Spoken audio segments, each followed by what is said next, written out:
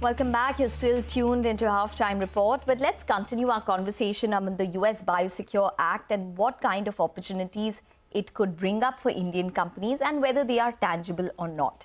To discuss this, we have with us Sibaji Biswas, who's the CFO of Syngene International, and Vishal Manchanda, who's the pharma analyst at Systematics Group, joining in now. Mr. Sibaji as well as Vishal, thank you very much for taking the time out. Well, Mr.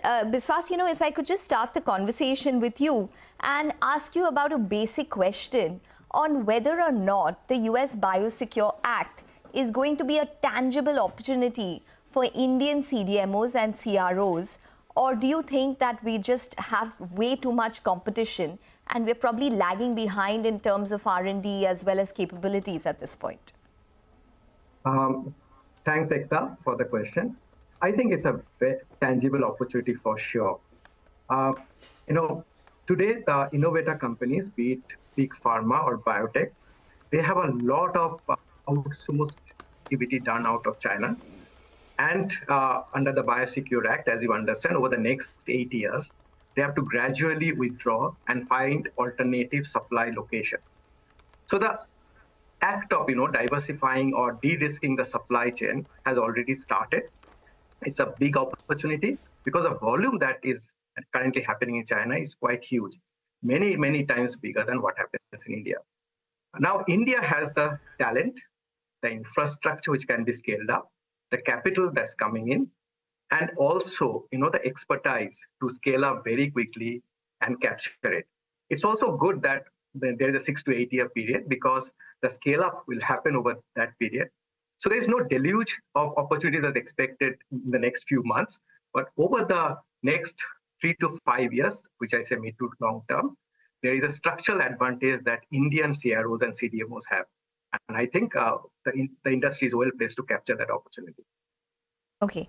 Well, just to follow up with regards to that, Mr. Biswas, where do you think the slip between the cup and the lip lies for Indian companies? Because there are some skeptics who say that the opportunity might not be as tangible for Indian companies, probably because there is competition which is emerging from US as well as Europe at this point in time, as well as other Southeast Asian countries as well. Say, for example, the Taiwans of the world or the South Koreas of the world. So in that context, do you think that our share of incremental revenue or projects would be lesser? I don't think so. And let me explain you why I feel the way I feel. Of course, there will be some work that will go back to the Western world, but the cost advantage that India has and China, in all probability, has offered over a period of time cannot be wished away, right? Plus, India today offers scientific expertise at the level which is at the global level. So I call this an Indian model, right? Get the global level expertise, that quality of science being delivered at India price. That's too attractive a proposition for the Western world to kind of not turn a blind eye to. So the big opportunity definitely is going to come to India. Now, obviously, some work will go back to US, some work will go back to Europe, and some work will go back to some of the East Asian countries. But the volume and the scale that we are talking about is very big. And there are not many places in this world which can scale up to the extent that is required to, in the next 6 to 8 years, move work out of China and actually make it available to the extent it is required. So I am very positive about the trend in the next 3 to 5 years time for the Indian CRO CDMO industry. Okay, all right, fair enough. Vishal, what would your view be? Because there is that grandfathering option, which is available where companies don't really need to work on any kind of opportunity till 2032, or the transition is up till 2032. So does that push the can down the road according to you? I think such an extension was very much required.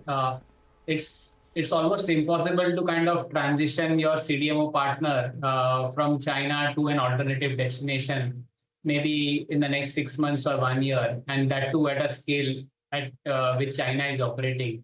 Like if you look at Wuxi alone, my sense is they would have about $6 billion of revenues annually, which is way larger than any Indian CDMO operating.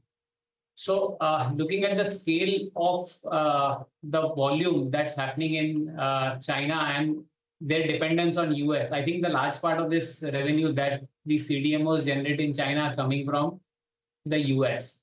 So we needed that window, but I think we'll start seeing an impact on the growth rates. At least the early stage projects should start coming into India imminently.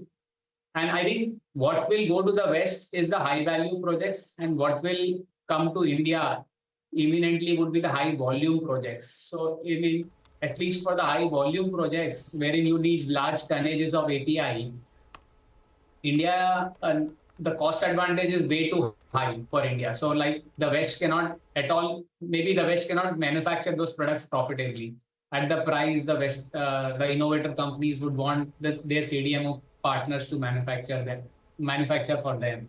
So I think the large volume projects should imminently start coming to India. Okay, so you expect high volume and not really high value projects coming in. And that ties in with the question about our R&D capabilities, whereas we might have the manufacturing capabilities.